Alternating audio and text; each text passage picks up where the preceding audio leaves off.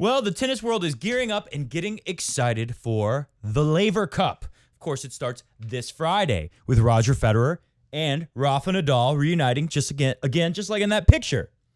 Ironically, this is the third year of the Laver Cup, and it's also the third year of TennisCon 3. Laver Cup invented by genius super agent Tony Godsick and Roger Federer. TennisCon 3 invented by genius super tennis coach Peter Freeman of Crunch Time Coaching and myself. But more on that later. Meanwhile, we've got other cups to talk about. This week, we also find out in the news that the ATP Cup has star power, just like the Laver Cup. But there's a couple little ATP 250s this week. Those tournament directors, not happy. Don't like the Laver Cup. They don't have star power. No one cares about their little tournaments anymore. They fear. And of course, who could forget Hopman Cup, which is now gone because of ATP Cup. And what about Davis Cup? Well, there's a thing coming called New Davis Cup in November, which I don't think they really like the ATP Cup. It gets really confusing. There's a lot of cups. On today's show, we'll make sense of the Cup Wars.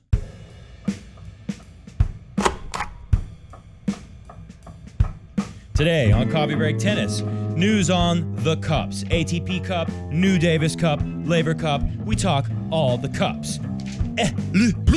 Which means and plus in honor of Metz, the little tournament in France that no one's watching this week. With the announcement of the ATP Cup in Australia, a lot of Australian tennis royalty were there, and they had to share their feelings on Nick Kyrgios and should he be banned. We'll talk about that. Plus, as one big name in tennis is back on court and ready for his comeback, two other fairly big names in tennis are hurt again and not going to play. All that and nothing more on today's edition of Coffee Break Tennis. So we start today's show off with this from the7news.com, which I believe is an .au, an Australian news outlet. Darren Walton is the name on top of this story. No relation to Darren Cahill, we assume. The ATP Cup could spell the end for Davis Cup. Now, if you're new to tennis, maybe you're new to the show, who knows? The Davis Cup has been around for, I believe, according to this story, 120 years. Sounds about right. But in more recent history, it has slowed down. People have cared less and less about it. And there's only one reason to explain that. The star power has been lacking. There's not been a lot of big names. I'm trying to remember. What was the year where Roger Federer and Stan Wawrinka won? That was the last time, as a big Fed fan, I really cared about Davis Cup. ATP Cup is the new thing, which I have a sneaky suspicion that the reason why we're seeing star power attached to it is the same reason why we see the Laver Cup now officially a part of the ATP calendar. They've kind of joined forces. We'll leave you alone if you help us grow our thing. We'll let you grow your thing. Because if you think about it, the Laver Cup, it's kind of like star power went and started their own little miniature tennis tour. Not exactly fair to say a miniature tennis tour, but it is a big tennis event with big-time sponsors, big-time TV coverage, and big-time ticket sales. I mean, this thing sells out like that. I hope you got your ticket, like Naveen. So I start the show again with this article here, which is titled, I'll say it once more, ATP Cup could spell the end for Davis Cup. Now, you may remember, we covered it on the show. It feels like it's been at least a year, or maybe more, since this happened. But Leighton Hewitt, who's always played Davis Cup, who cares very much about playing for his country, retired former world number one Leighton Hewitt, was very, very angry at the Davis Cup for breaking down their format of having it happen over the year and turning it into a one-week event that they do in November now. Many players have voiced that they don't like it. Well, guess who's quoted in this story as liking the new ATP Cup?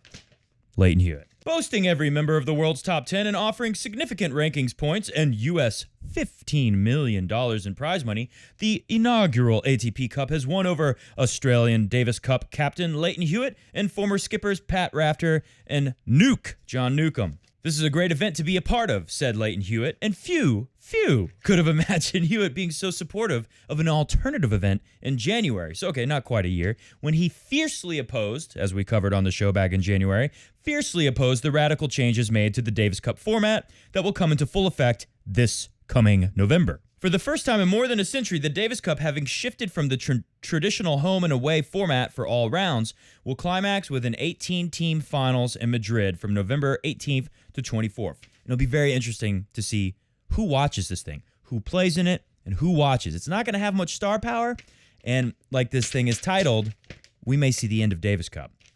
I'm sure many players on tour already feel like it already happened. It already died. The first ATP Cup, on the other hand, will be staged January 3rd through 12th in Sydney, Brisbane, and Perth, and will take place barely 6 weeks later after the Davis Cup. And of course, they have all the star power there. All these courts built by the same company who's doing the Australian Open courts. The conditions are supposed to be very, very similar, as close as you can possibly get to exactly the same. No reason that every top player won't play this thing. It's a great tune-up, and it's also wiped out some smaller tournaments in Australia, I'm sure now. Especially the Hopman Cup is definitely gone. But it's kind of a no-brainer for these top players to go prep there. Plus, as requested, they get 1 week off after ATP Cup to rest up for what their big goal is going to be, the Australian Open. Asked if he thought both the Davis Cup could coexist with the ATP Cup, Pat Rafter said, "It's interesting, isn't it? There's quite a few events going on now that are competing with Davis Cup, so Davis Cup's going to have its issues. Are there too many events going on for it to work? I don't know. But at this stage, the ATP Cup looks pretty good on paper, doesn't it? And it sure freaking does." As it says in here, in a masterstroke from organizers, they split up the biggest names in tennis in 3 different cities in Australia, and then they'll all come together and battle at the end of it.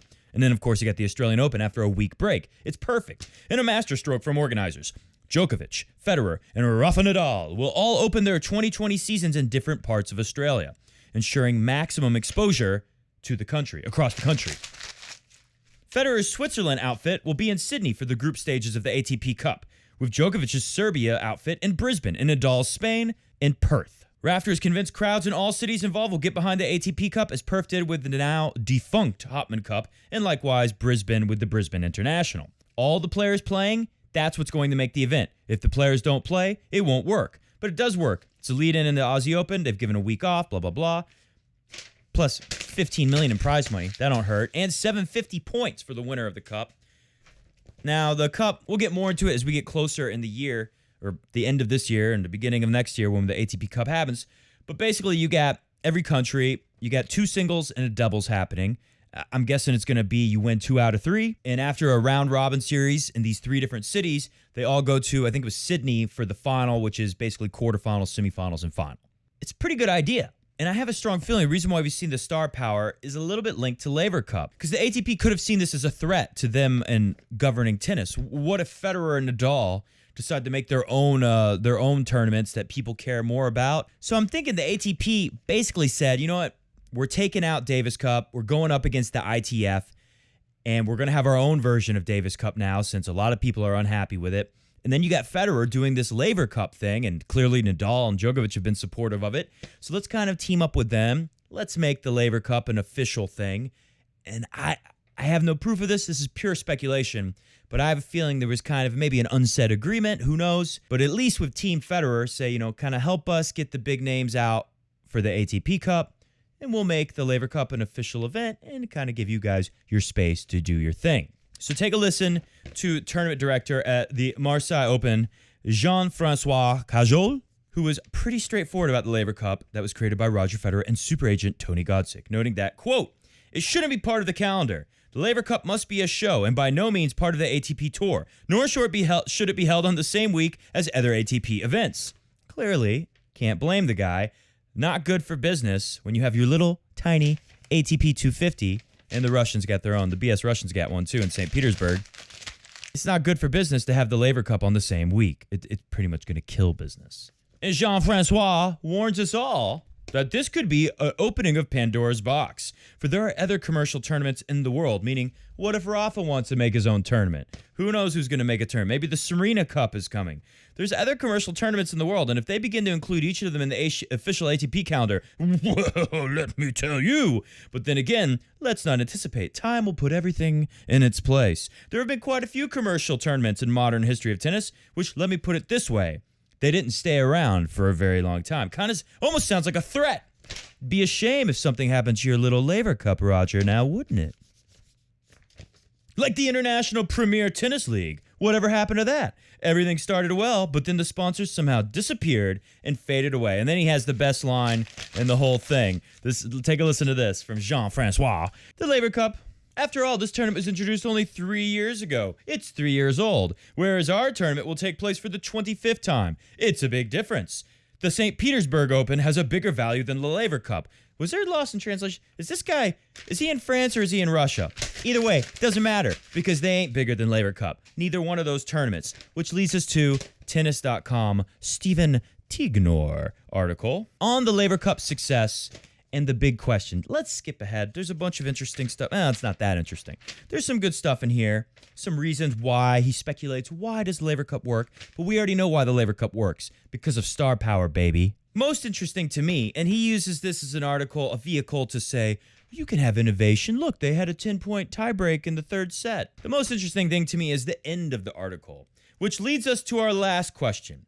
Can Laver Cup thrive after Federer retires? He'll surely stay involved with the event, and tennis should try to make him an integral part of the sport as a whole, because if there's one thing that everyone in tennis can agree on, it's Roger Federer. So the main point of Mr. Tignor's article was basically saying tennis has a problem. Not so much about ideas. We've got plenty of ideas, but they have an execution problem. They have a let's do it problem. And he goes to point out that Federer, Tony Godsick, they put this thing together. They had a great concept, and it's working very well. And he's basically saying there's new innovation to it. It's a little bit different. It's more of a team format. People really like it. Why can't the ATP be like that? And the ATP kind of is being like that with this new ATP Cup. And just like with Laver Cup, I do think it will work because you have the key ingredient. As Pat Rafter put it, if the players play it, meaning the big names, it will work. And if they don't, of course, it won't. So let's bring it all back together like this. The Laver Cup is working. The ATP Cup will surely work because you have star power. Davis Cup worked for a long time because the best players in the world played for their countries in a match that people really thought mattered. Because you're playing for your country, you could make a case that they care even more when they play for their country. I've heard stuff like that, little quotes from players over the years saying, it always meant so much to me. To like McEnroe would talk about how much he loved that USA, that Team USA jacket that he would wear to go to Davis Cup matches. It was a big deal because you were playing for your country. Well, as time went on, you didn't make much money playing Davis Cup. There weren't any points really associated with it, and players had their priorities. Okay, it's nice to play for your country, but you only have so much time. Can't blame the star players. You only have so much time, and you gotta, like Rafa Nadal, prioritize for the majors. Like Serena, like Federer, like Djokovic. Everyone who can win majors, they prioritize for the majors. A lot of people today, though, you hear it on Tennis Channel occasionally. You hear some of the commentators talk about how they're not so big on the rooting for a country specifically, only rooting for players from your country, and that it's more about picking the players that you like, the personalities that you like. And I think there's some truth to that. A lot of people are like that. But Laver Cup is a little different, and that was part of the genius of how they made Laver Cup, which is why, if you ask me, and this is my question to you to comment down below, which cup do you care about? Are you sad the Davis Cup is gone? I'm a little bit, but the Davis Cup was gone a long time ago when players really stopped caring about it and not making it a priority. As Roger Federer said, I read it somewhere in my show prep today, I can't remember exactly, but he said basically you check the box off.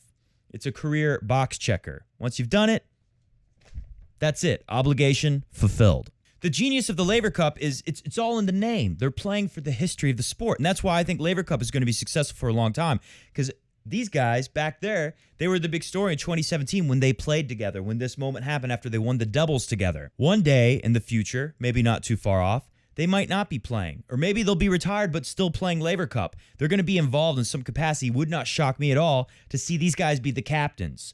Captains for Team Europe, Roger and Rafa. I mean, who doesn't want to go see that? And you better believe that these guys are going to have the pull to get whoever the top players are 5, 6, 7, 10 years from now. They're going to be able to talk them into it pretty easily. Say, hey, why don't you guys come play the Laver Cup? The ITF and the Davis Cup, they're in big freaking trouble. We're going to cover it on this show in November, the new Davis Cup. We'll talk about it, but what do you think the story is going to be for us here at Coffee Break Tennis?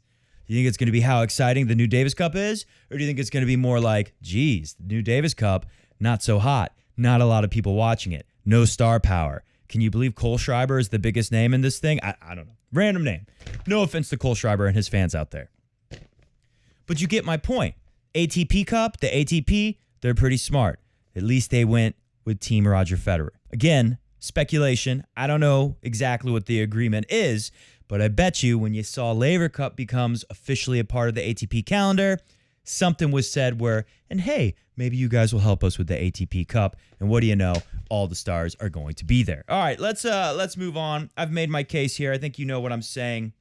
Of course, my big question, comment below. Which cup do you care about? Which cup do you like? Personally, I like the Laver Cup the best. The ATP Cup, though, I got to say, with the players you have involved, with the courts being exactly like the Australian Open, it's kind of a no-brainer for the players to play it. It's kind of a no-brainer for us as fans to watch it. If the courts play exactly, we'll see.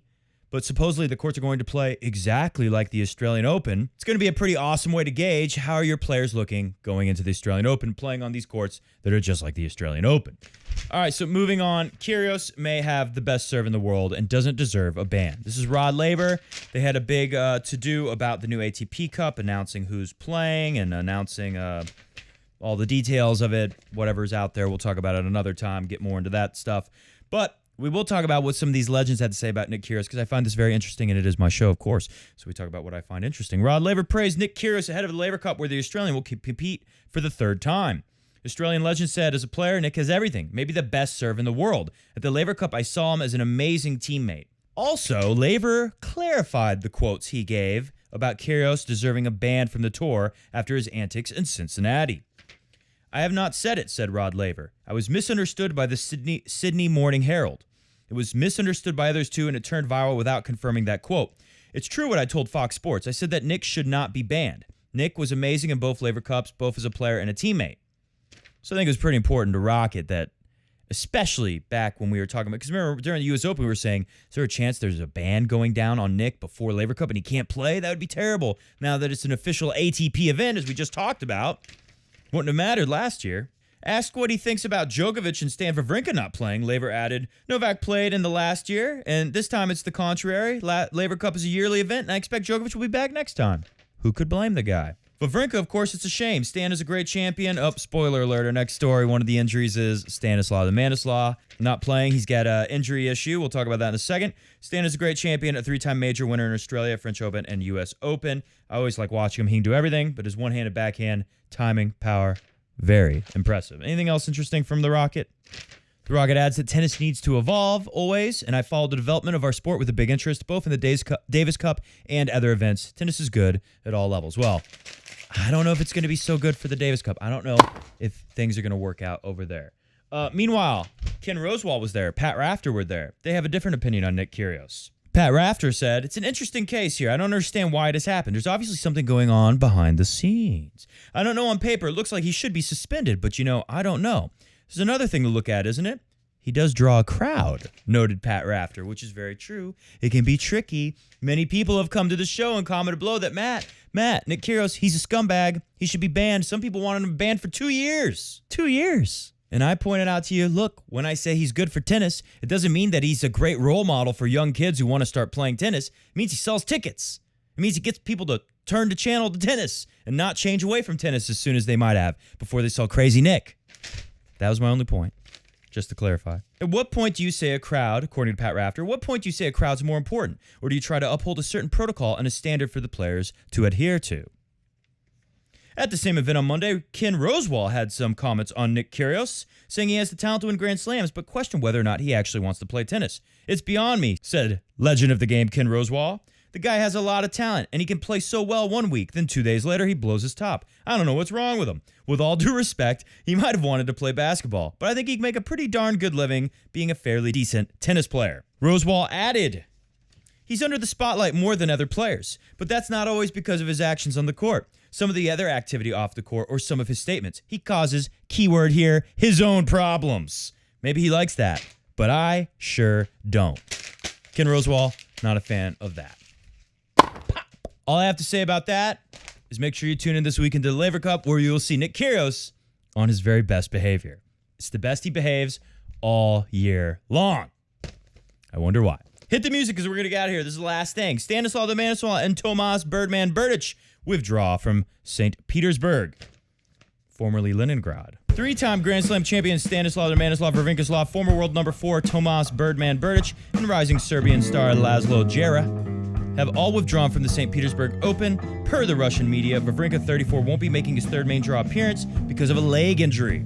Swiss has had 2 deep runs to St. Petersburg, but he has yet to make it all the way in the Russian event. Berdych, 33, also won't be making his third appearance this year as he is pulled out of the event due to a non-medical reason. And Laslo Djere, well, he's a young man, so we're not too worried about him. Sad for Tomas Berdych. Who knows how much longer he will be hanging on. And questions continue this year for Stanislaw the Manislaw. Is he healthy? Will he ever be the same? We still really can't say for sure to this point this year. All right, thank you for watching Coffee Break Tennis. I do not know when we will be back because me and Peter Freeman from Crunch Time Coaching are doing another fabulous tennis clinic this weekend during most of Laver Cup. It may be only for patron saints. I'm patron saints of the show. Of course, you can be one if you go to patreon.com/Coffee Break Tennis. As for the regular Coffee Break Tennis fans out there who aren't patron saints, we still love you too. We'll be back Thursday night with a little preview of the Laver Cup about the same time, 11 p.m. midnight-ish, to talk about the latest tennis news and let you know what the weekend schedule will be definitively for the Laver Cup. Thanks for watching. Be sure to comment below what you think about the different cups. Which cup in the Cup Wars do you support the most? Which one do you not like anymore? Whatever you have to say about it, we appreciate it very much. See ya!